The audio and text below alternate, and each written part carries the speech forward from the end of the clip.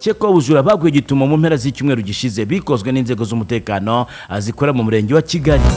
Umunyamabanga nshingwabikorwa w'umurenge wa Kigali Ntiruswa Christophe yavuze ko abagabo bafashwe basanzwe bakekwaho ubujura. Agira ati hakozwe umukwabo w'irondo ry'umwuga na polisi, abo bajura bafatirwa ku muturage wenga inzoga zituje ubuziranenge bari kuzihanywera.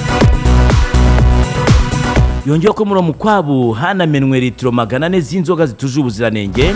Abagabo bafashwe bahise bashyikirizwa inzego z'umutekano, dore ko hari hashize igihe abaturage babatangaho amakuru ko babazonze biba ibyabo. Izo nzoga basanzwemo ari nazo rero zengerwaho ngaho ngo ibi bahise bafungaho hano.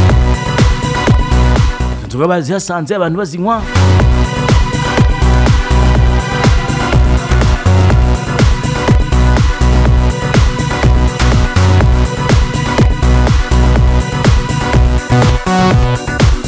Hanyuma barazimena baranahafungaho ngaho ariko nabo barabatwara.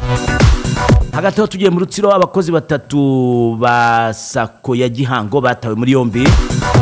Urwego rw'igihugu rw'ubugenzacyaha RIB rutangaza ko rwateye muri yombi abakozi batatu ba koperative yo kubitsa no kugurizanya Sako abesa mihigo ya Gihango bakurikiranweho icyaha cyo gucunga nabo umutungo wa koperative. Aba batawe muri yombi bafashwe yitariki ya 17 Ukwakira rero n'ejo bundi. Bakaba bari mu bahoze ari umuyobozi w'Isako, wari umukozi ushinzwe inguzanyo ndetse n'uwari umubitsi. Abakekwa bafashwe nyuma y'ubugenzuzi bwakozwe na Banki Nkuru y'Igihugu bukagaragaza ko hari amafaranga y'Isako yakoreshejwe nabi. Umunyamabanga nshingwabikorwa w'umurenge wa Gihango Ikiziza Alda yabwiye ikinyamakuru igihe ko abatawe muri yombi bari bamaze amezi make birukanwe kuri iyo mirimo.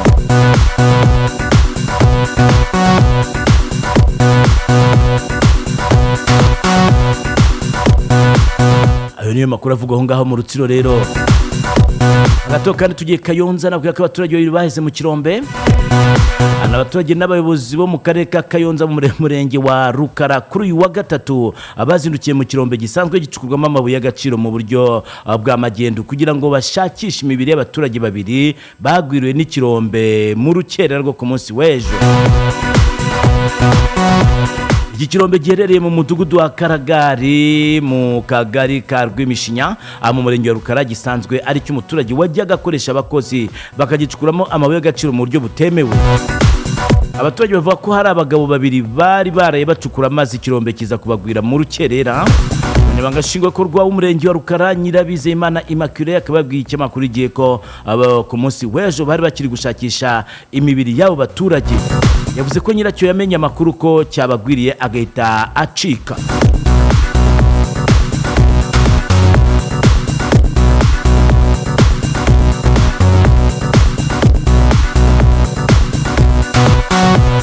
Reka tuve ku kinyamakuru igihe.com simbukiye ku kinyamakuru bwiza.com. Baratubwira ko polisi iri gushakisha umuntu wibagiwe imbunda muri restaurant. N'abapolisi b'i Nairobi barimo gushakisha nyiri imbunda yasigaye muri restaurant mu gace ka Kilimani ku wa kabiri ejo bundi kabisa. Imbunda iri mu bwoko bwa pistole yuzuye amasasu 16 yavumbuye nyine ngo kuri siteri niri hafi y'ubwiherero bw'abagabo bwa restaurant ya CG kuri station ya Ola hafi ya Agings Kodek mu gihugu cya Kenya. Polisi yemera ko imbunda yasizwe kubw'impanuka n'umuntu ufite imbunda yabiherewe uruhushya wari waje muri restaurant. Umuyobozi wa restaurant yavuganye n'abayobozi bagezeho byabereye maze bafata imbunda barayitwara. Abashinzwe iperereza kugeza ubu bakomeje gushakisha nyirayo. Mu gihe bafite imbunda bibutswa kwitonda no kwirindira intwaro zabo nyine bakazindira umutekano igihe cyose bazifite. Ntabwo muri Kenya nyine yibagiwe imbunda.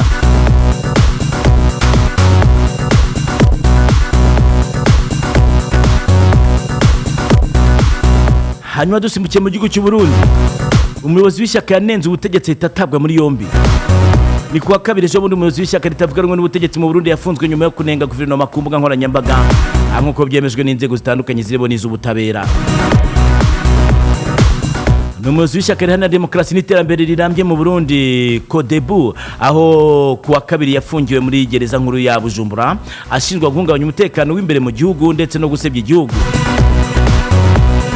Radio mpuzamahanga y'Abafaransa iratangaza ko mu mpera z'icyumweru gishize ubwo hibukwaga Louis Rwagasore waharaniye ubwigenge bw'abarundi aribwo akoresha urubuga rw'ishyaka rwa Twitter Nibizi Kefa yavuze ko Burundi buri mu bihe bigoye bigizwe mu ruhare n'ubuyobozi.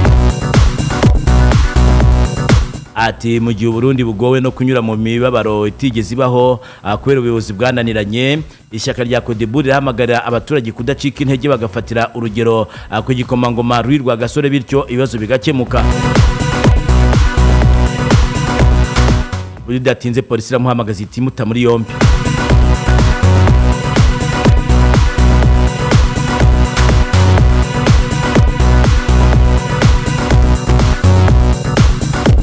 Ngani mu gihugu cy'u Burundi rero nongera nkubwiye ko noneho umuryango w'abibumbye ngo ubona intambara yeruye y'u Rwanda na Kongo hatagize igikorwa. Umuryango w'abibumbye ubona ko intambara yeruye hagati y'u Rwanda na Repubulika ya Demokarasi ya Kongo ishoboka vuba cyane mu gihe abayobozi bo muri ibi bihugu batakwicarana ngo baganire bacoce ibibazo biri hagati yabyo. Ibi byagaragajwe n'intumwa y'umujyamabanga mukuru w'umuryango w'abibumbye mu karere k'ibiyaga bigari witwa Wang Xia, andabona ari izina ry'igishinwa. Yabitangaje imbere y'akanama k'uyu muryango gashinzwe umutekano New York kuri tariki ya 17 rero. Xia agira ati muri Masisi na Rucuru twabonye imirwano y'ubura. Ibyago by'imirwano yeruye hagati y'u Rwanda na RDC bikomeza gushinjanya gufasha imitwe yitwaje intwaro M23 ku ruhande rumwe na FDLR ku rundi birahari. Kongera ingabo nta biganiro byo ku rwego rwo hejuru bitaziguye bibaho ndetse n'imvugo z'urwango ziyongera n'ibimenyetso bihangayikishije tudakwiye kwirengagiza. Iyi ntumwa yasabye ko habaye ibiganiro hagati y'u Rwanda na Kongo kugira ngo birinde intambara. Agira ati ntabwo nasoza ntagaragaje uburyo ari ngombwa ko diplomasi ishyirwa imbere, ibiganiro bigakomeza hashakwa igisubizo gikwiriye ku mahoro, umutekano n'iterambere ry'akarere k'ibiyaga bigari. No kumva ijambo rya Xia, ambasaderi wungirije w'u Rwanda mu muryango w'abibumbye Kayinamura Robert yagaragaritse akanama gashinzwe umutekano kw'imitwe yitwaje intwaro irimo FDLR yamaze kwinjizwa mu ihuriro rya Wazalendo arifatwa nk'ingera gutabara za Kongo. Agira ati uburasirazuba bwa Kongo bucumbikiye imitwe yitwaje intwaro idahungabanya gusa Kongo ahubwo ihungabanya n'ibihugu bituranye nayo. Imitwe irenga ijana ikora mu burasirazuba bwa Kongo irimo FDLR n'indi mitwe yishamikiyeho yamaze gushyirwa muri Wazalendo. N'amagambo ya ambasaderi. Tugarutse kandi ku cyamakuru bwiza.com hari inkuru igira iti New York u Rwanda rwasabye Kongo kurwubahira ubusugire. Ambasaderi wungirije w'u Rwanda mu muryango w'abibumbye Kayinamura Robert yasabye ubutegetsi bwa Repubulika ya Demokarasi ya Kongo kurwubahira ubusugire. Yabisabiye mu nama y'akanama k'umuryango w'abibumbye gashinzwe umutekano yaganirirwagamo ku mutekano mu karere k'ibiyaga bigari yateranye kuri tariki ya 17 ya New York muri Leta Zunze za Amerika. Agira ati uburasirazuba bwa Kongo bucumbikiye imitwe yitwaje intwari duhungabanya. Kayinamura akomeza agira ati imvugo irebana n'ubusugire n'ubwigenge bwa Kongo ititaye ku burenganzira n'ubwigenge n'ubusugire bw'ibihugu bituranye byagizweho ingaruka n'intambara ikoreshwa nabi kandi yenyegeza amakimbirane. Ubusugire bwa buri gihugu bukwiye kwitabwaho. Uyu mudiplomate yanzuye ko mu gihe hashakwa umuti w'ibibazo byo mu karere k'ibiyaga bigari akwiye kurebwa ku muzi wabyo ushinze mu burasirazuba bwa Kongo.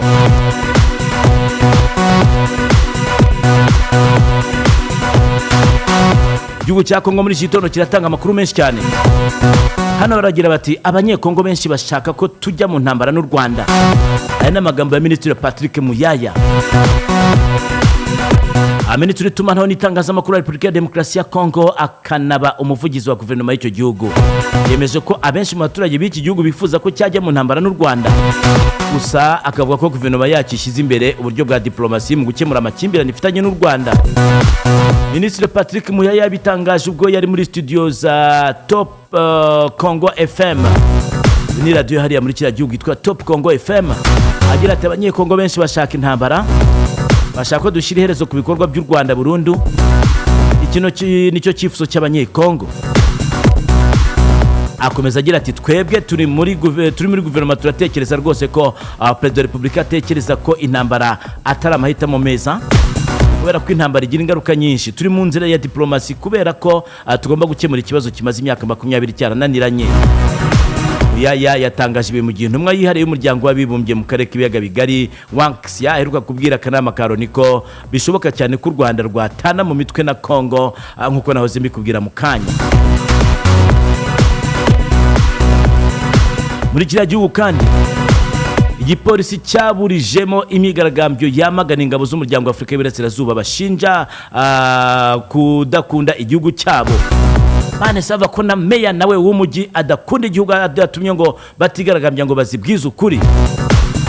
Bitabiriye imyigaragambyo yo gusaba ingabo za East African Community kuva ku butaka bwa Repubulika ya Demokarasi ya Congo yari yabujijwe n'ubuyobozi bw'umujyi wa Goma kuri wa gatatu ejo nyine, batatanijwe n'abashinzwe umutekano bateramo ibyuka biryana mu maso abandi babahondagura ibiboko. Abavuga ko ari inzirakarengane z'intambara yashojwe n'u Rwanda kuri Congo, bavuga ko barambiwe ingabo z'umuryango wa Afurika y'Iburasirazuba bashinja gukorana na M23 ku butaka bw'igihugu cyabo. Mwe mu bagize ihuriro ryari ryateguye rero iyo myigaragambyo ryiswe Collectif des Victimes de l'Agression Rwandaise ayitwa Theoneste Bahati, aba ku muryango wabo n'abandi bashakashatsi bafite ibimenyetso bifatika abyemeza urwego bufatanyiza ingabo za East Africa zirimo ndetse na M23. Avuga n'urubuga rwitwa tazama.rdc.net, uyu yagize ati dufite ibimenyetso byemeza ko ingabo z'umuryango Afurika y'Iburasirazuba zikora n'inyeshyamba za M23. Ati nizo zoroshye urujya n'uruza no kongera imbaraga mu mwanzi. East African Community irasa nyine kubarwanyi birwanaho nizo kugeza ubu zituma Rucuru itarafatwa na Wazalendo. Turashaka izo ngabo ziva ku butaka bwacu vuba cyane kandi zikihuta. Ariko mu gihe bari batanye imyigaragambyo babonye abapolisi badutse barabakubita karahava abandi bakwira imishwaro.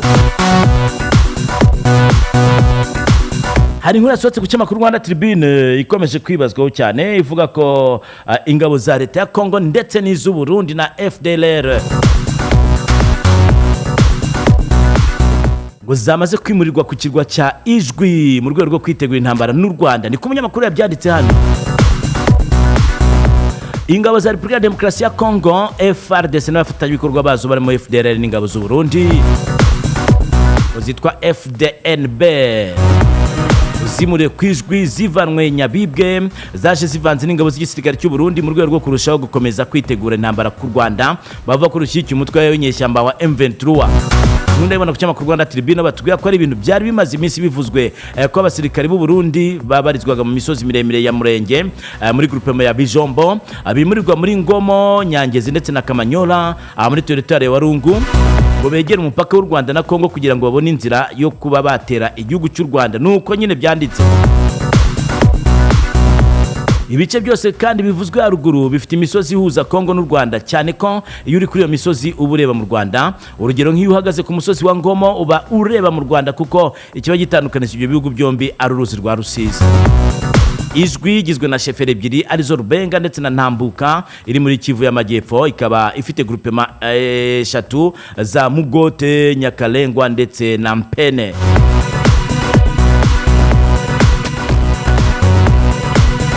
Hano umunyamakuru agira ati ibice byose bigize territoire ya Ijwi byashyizwemo ingabo z'u Burundi zivanze n'iza Congo. Nk'uko aya makuru yatanzwe nyine n'abaturage bizewe ngo bature biriya bice. Ingabo za leta ya Congo zikaba zikomeje kwegera umupaka w'u Rwanda.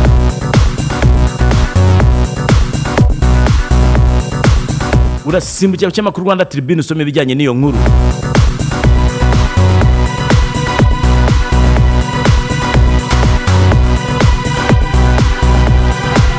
Hanyuma kandi ngo abazungu bagaragaye baha imyitozo ikomeye cyane ingabo za Congo. N'abazungu bivugwa ko ari ababirigi nubwo nta kibyerekana, ngo bagaragaye mu mashusho yashyizwe kuri Twitter cyangwa se X n'umwe mu banyamakuru bo muri Congo bari gutoza ingabo za kiriya gihugu. Aya mashusho atangajwe nyuma y'uko leta y'u Rwanda isabye amahanga guhagurukira ikibazo cy'abacanshuro Congo yahaye akazi ngo baze bakorane n'abarwanyi bihurije mu cyo bise Wazalendo. Rikaba ari ihuriro rikorana bya hafi n'ingabo za leta ya Congo. Abazungu bari gutoreza ingabo za Congo ahitwa Luama. Abo basirikare bari gutozwa bakaba ari muri batayo ya 31.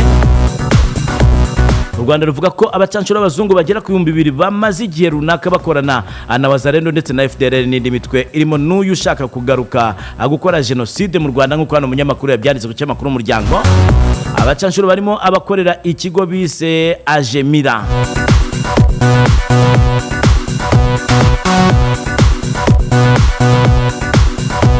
mashusho kabisa bari mu myitozo ahangaha.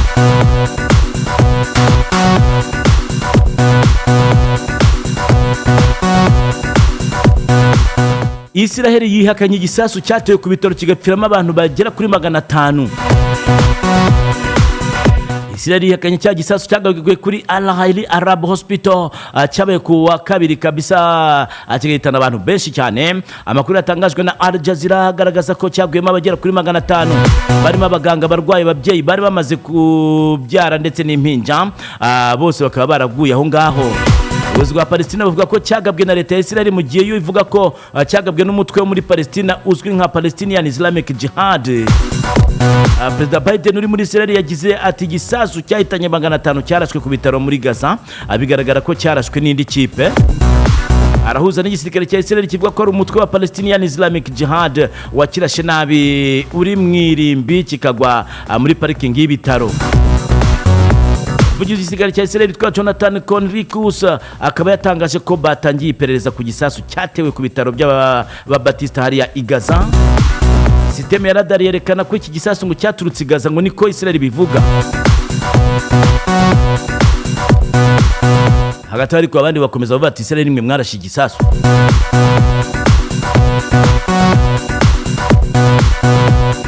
Misiri rero,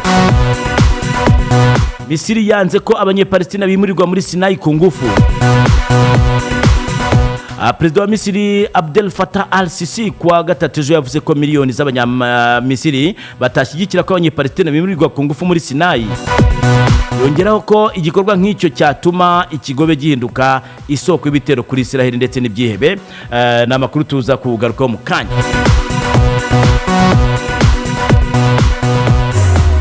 Niryo juru riduhuza, menya amakuru ikipe yawe ukunda muri Rwanda Primus National League, abastari bawe baba bakinnyi ndetse n'abahanzi mu kiganiro Primus Battle kuri TV1 buri wa kane guhera saa 12 za nimugoroba kugeza saa 1:30, kikagarukamo kuwa gatandatu saa 12 kugeza saa 1:30 z'umugoroba, hamwe na Nepo Dushime mu bicu ndetse na Jariki Imfura yacu n'umubatenda wa hatari.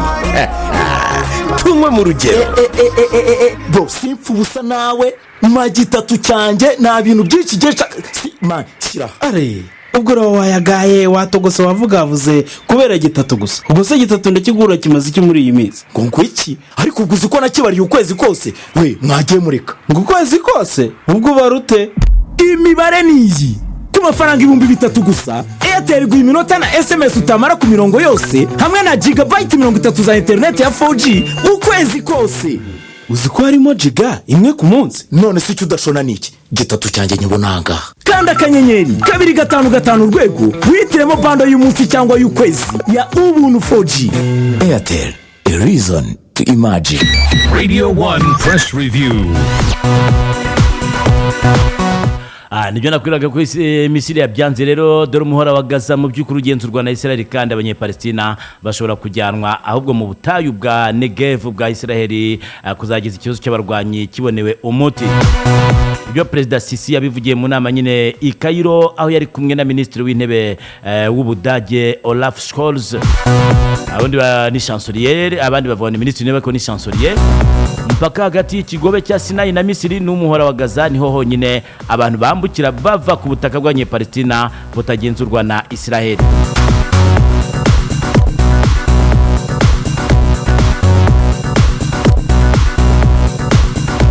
Agatoro mu nkuru twabonye ko umuryango w'ibihumbi uhamagariye guhagarika ibitero hagati ya Israel ndetse na Hamas kuko bisa no gufata abaturage bugwate. Andi makuru akavuga ko mu bijyanye n'umutekano w'abanyamakuru hariya 15 bamaze guhitanwa n'intambara ya Israel ndetse na Hamas. Amasasu ntabwo abareka nabo rwose kabisa arabafata yabamaze. Hanyuma dusimbuke ingoma, abo turagiye tunyuze ku cyamakuru Museke batubwira ko polisi yafashe umusore ukekwaho gutobora inzu akiba abaturage. Abana ibikoresho byinshi, inkweto za televiziyo, amagare, ibintu byinshi cyane babirunze imbere ye ko yambaye n'ipingu. polisi y'u Rwanda ikora mu karere ka Ngoma yataye muri yombi umusore w'imyaka 20 nyuma yo kumukekaho kwiba televiziyo, igare ndetse n'inkweto mu rugo rw'umuturage abanje gutobora inzu.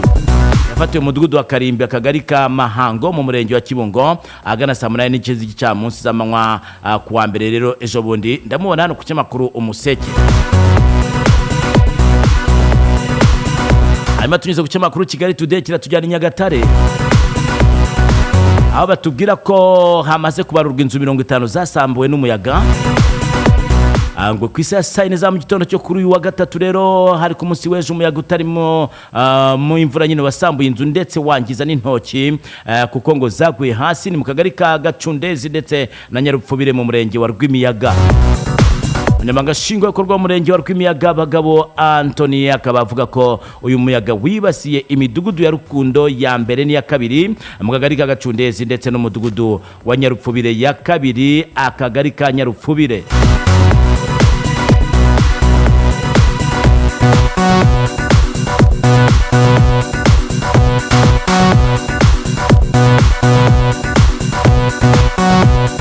Hanyuma kandi ku cyamakuru Umuryango batubwiye inkuru y'Umusanze, abanyerondo baketse umusore ko yaba ari umujura baramukubita muvira mu rupfu. Abanyerondo bafashe umusore bakekaga ko ari umujura baramukubita ubundi bamunyuza mu muhanda hagati, imodoka iramugonga ahita apfa. Mu kagari ka Gisesero umurenge wa Busogo mu karere ka Musanze habereye impanuka yahitanye umusore wakekwagaho ibikorwa by'ubujura.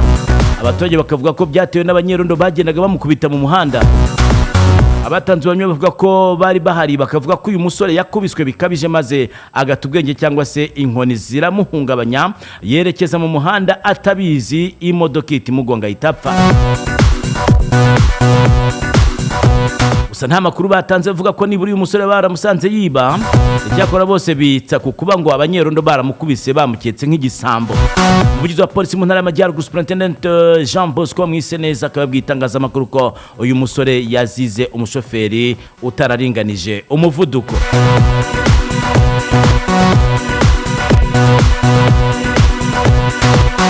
Naho Kayonza rero abaturage babiri nyine baheze mu Kirombe nkuko nabikubwiraga kare. Mukanya rero warumbaje ati inkuru twayibona he? Wayibona ku cyamakuru igihe.com. Andi makuru yo nakagaruka. Batista ari hano ngatubwira amakuru ku buryo burambuye abategura abagenzi bacu mu ishami ry'amakuru. Katumuha umwanya.